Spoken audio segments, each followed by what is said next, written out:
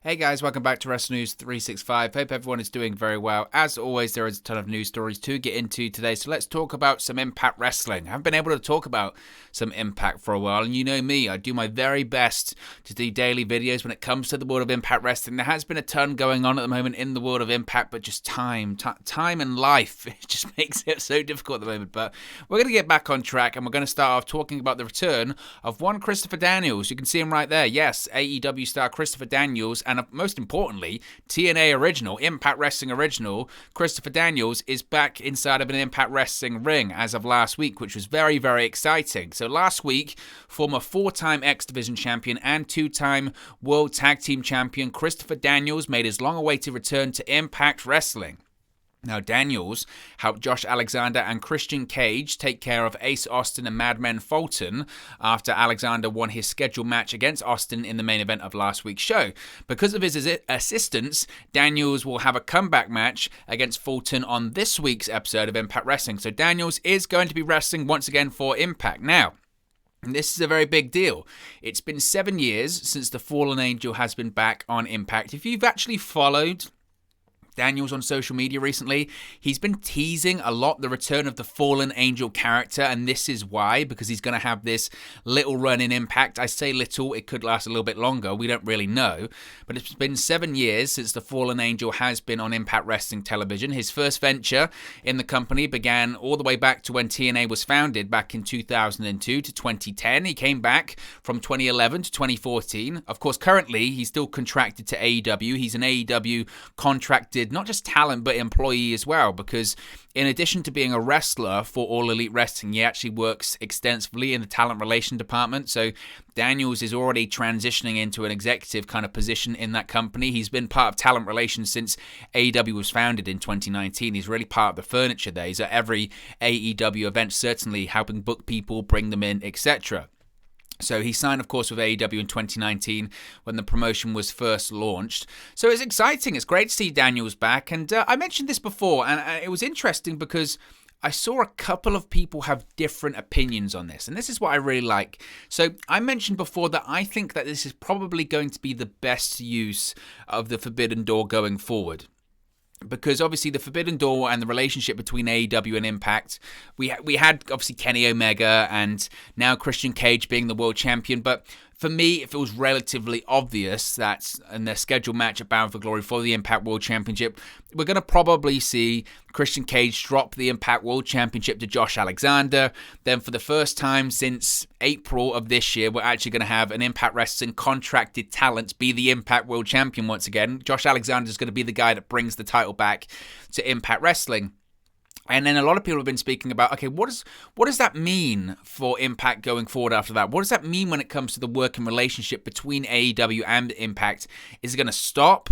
Or what's that new version of the working relationship between AEW and Impact Wrestling going to look like?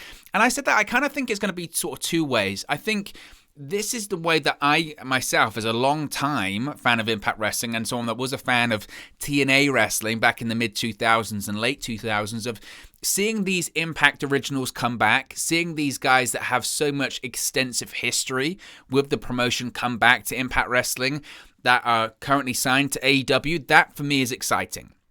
Very, very exciting. And there are plenty of names on the Impact Wrestling roster, on the AEW roster rather, that have a ton of history with Impact, and we've already seen a couple of them come back already. Christian Cage is the Impact World Champion. He had a ton of history with Impact previously, of course, in the mid-2000s, and that's why I was actually happy to see him defeat Kenny Omega for that title, because I guess he's one of the only choices that you could do, because once again, he's got all of that history with the company. So to see him come back and once again be under the Impact Wrestling umbrella was exciting. And to see earlier this year, back in February, when Matt Hardy came back, and he came back as this version, the AEW current version, the Big Money Matt version of Matt Hardy, which he did have in Impact Wrestling for a while when he was the TNA World Heavyweight Champion. But to see Matt Hardy come back, who of course has a ton of history with Impact Wrestling, the whole Broken Universe, Broken Matt Hardy was born in Impact Wrestling. Seeing him come back and once again be inside of an Impact Wrestling ring was incredibly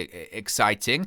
And now we see the same with Christopher Daniels. Daniels, of course, has a ton of history. Arguably, is part of the greatest match in Impact Wrestling history, which is Samoa Joe versus AJ Styles versus Christopher Daniels at Unbreakable in 2005, I think that was.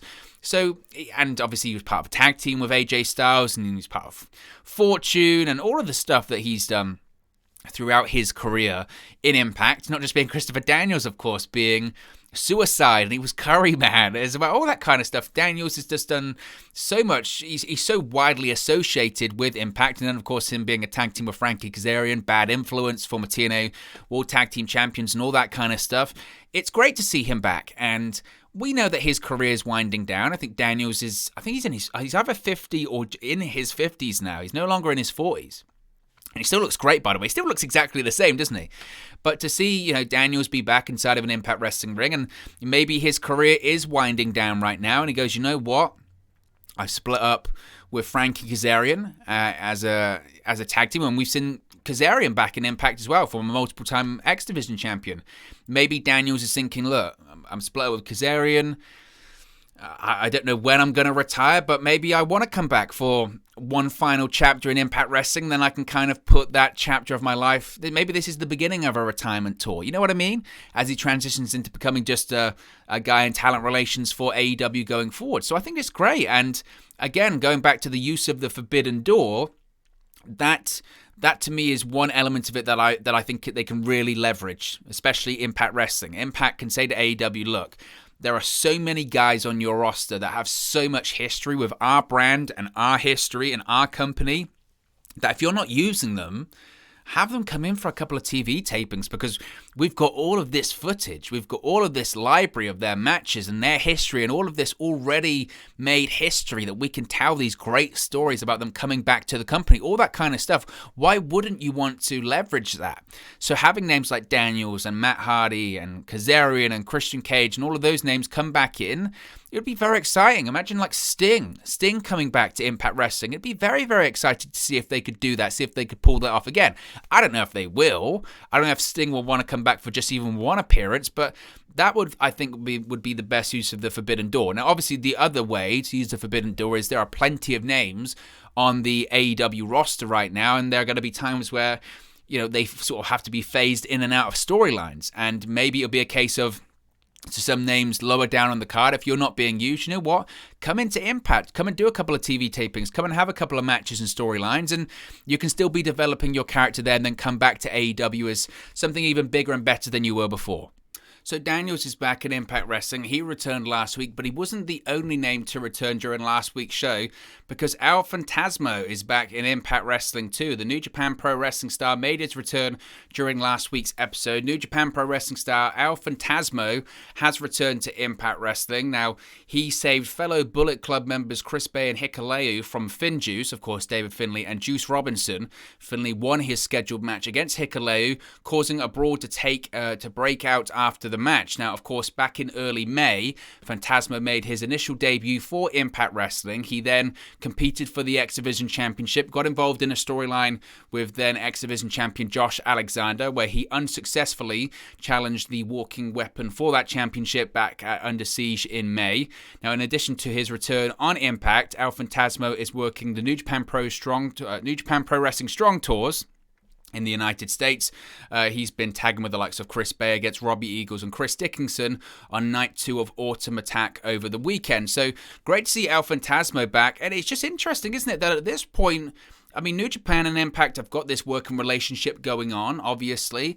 But at this point, they've basically got a foothold every single week in Impact Wrestling, and specifically the Bullet Club does. And we spoke about this before, didn't we? That Jay White came in for that set of Impact Wrestling television tapings. I mean, he appeared at Slammiversary, and then he appeared on the set of tapings after Slammiversary, and then he just kind of disappeared.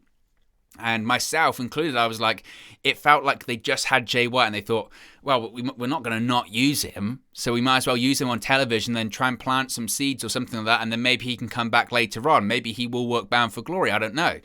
But now, not only does New Japan have a constant footprint on this show, but with the use of Chris Bay, with the use of Hikuleo, with the use of now El Phantasmo, they've got this constant just, again, footprint in Impact Wrestling, which I think is maybe the best way to set up for the eventual return of Jay White to come back to Impact Wrestling at some point too. So that's certainly interesting too. But great to see El Phantasmo back. I really, really, really enjoyed his match against Josh Alexander earlier this year at Under Siege. It's a real underrated match. It just goes to show how great Josh Alexander has been this year as the X Division champion. So very excited to see El Phantasmo back, and interested to see where this whole Bullet Club thing goes with Impact Wrestling going forward, because I don't know if the end goal was having Chris Bay maybe versus Jay White at some point. I don't know.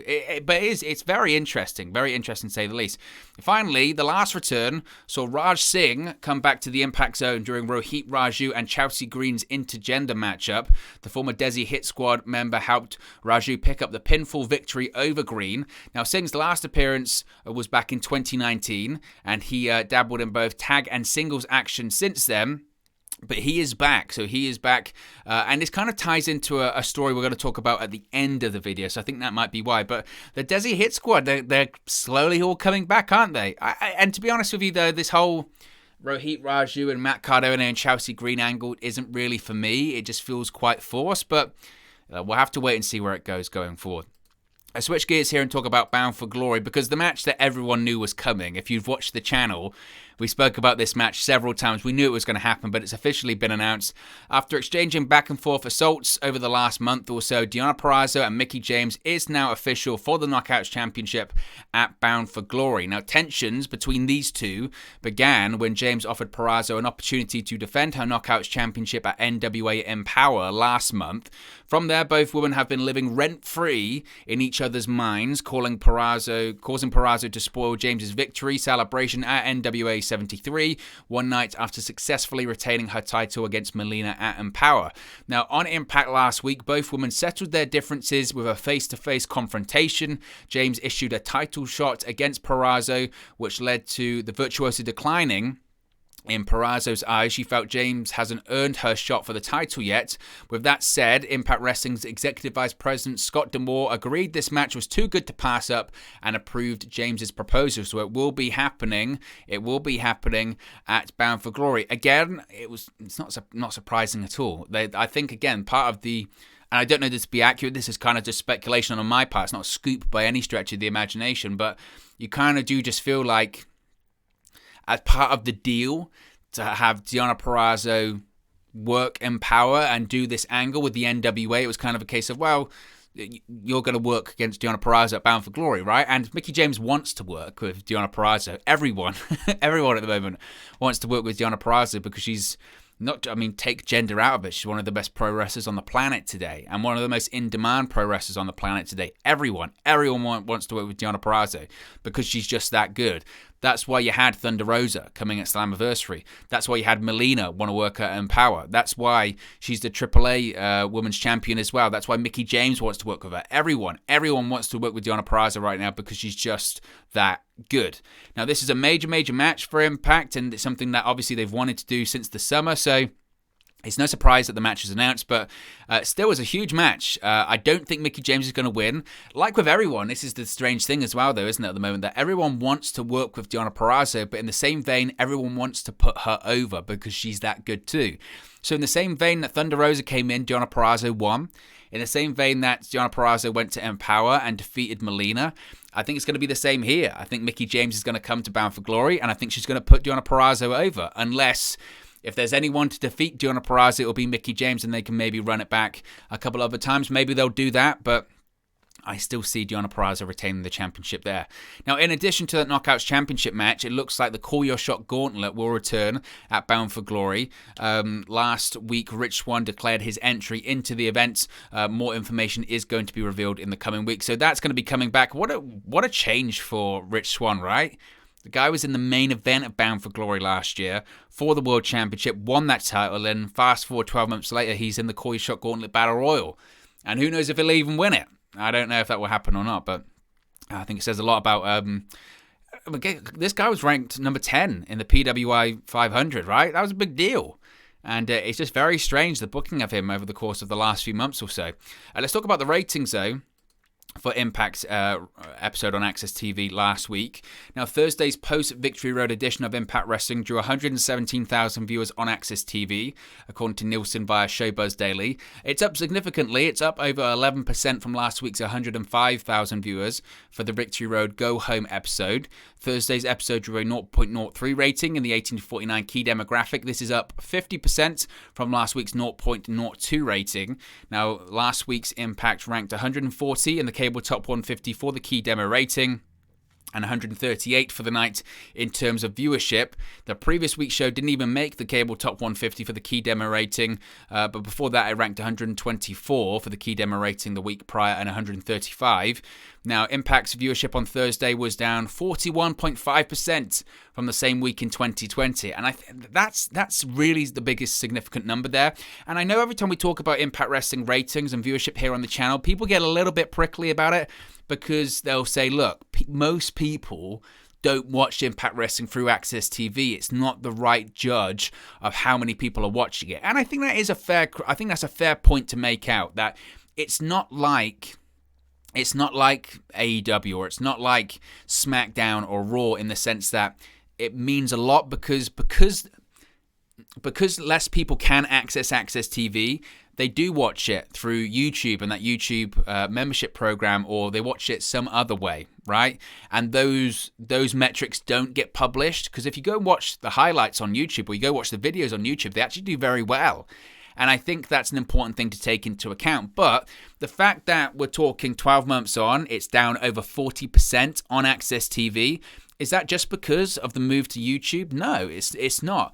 The reason it's down, in my opinion, over 40% is that this time last year, you genuinely didn't know what was going to happen when you tuned into Impact Wrestling on Access TV then on a Tuesday night, because the spoilers weren't out there. You didn't know, so you had to tune in to find out. Fast forward a year later, you know exactly what's going to happen, because the news has been out there, and I know I'm part of the problem as well, but the news is out there, and has been out there for days and weeks by the time you tune in, and you've already made your mind up, well, I know what's going to happen, why would I tune in? Any surprise, any return, anything like that, you know what's going to happen. And I think that's the biggest evidence there. Now, obviously, there was strong competition. There was Thursday night football going on in terms of competition on Thursday night as well, and that does play into it. But it's tough. It's absolutely tough for Impact Wrestling. And again, I know people will say, well, it's not a fair representation, and I get that, but 40% is very significant. Over 40%, over 41% from the same week in 2020. Finally, I mentioned there was a bit of an update when it comes to Rohit Raju and the return that we saw this past week. And that's because Impact Wrestling star Mahabali Shera is reportedly dealing with an unknown injury, according to PW Insider. Now, according to the report by PW Insider, Shera was written out of Impact Wrestling storylines over the weekend at the Victory Road pay-per-view. It's unclear how long he will be out of action for. Now, he came back to Impact Wrestling recently after a brief time in WWE. His first stint was in Impact Wrestling in 2015 to 2017. Of course, if we get any confirmation as to what is legitimately the injury, we'll let you know. But that would explain why we had the return this past week of Raj Singh, because Rohit Raju needs some backup, and he's in a storyline with multiple people at the moment. But fingers crossed the injury isn't totally serious. Sure, obviously he's got a great look, so fingers crossed he can return quickly. But look, guys, as always, it's just one man's opinion. What are your thoughts on all of these Impact Wrestling news stories we've spoken about today? Let me know your thoughts in the comment section below. I'll do my best to respond and reply to all of your comments. Really enjoy interacting with you guys, talking about WWE, AEW, Impact Wrestling, New Japan Pro Wrestling, all things pro wrestling here on the channel. So be sure to get involved in the community, drop a comment below. All opinions are welcome. If you have enjoyed this video, please do smash a like on the like button too. Really does help us out here on YouTube. Go up the rankings and get into people's recommendation feeds if they haven't seen our videos previously. But most importantly, if you haven't already, please do subscribe to Wrestle News 365. You can do that by clicking the bottom right hand corner of the screen right now, or if you wait a few seconds, there'll be a subscribe button at the end of this video, along with another video for you to watch. Thank you very much for watching, listening, streaming, or have you come across this video today, and I'll speak to you again very, very soon. Hey guys, thank you for watching, listening, streaming, or however you come across this video today. Be sure to click on the video on the right there to watch our next video, or click the bottom there to subscribe, or the bottom right hand corner. Thank you very much, and I'll speak to you again very soon.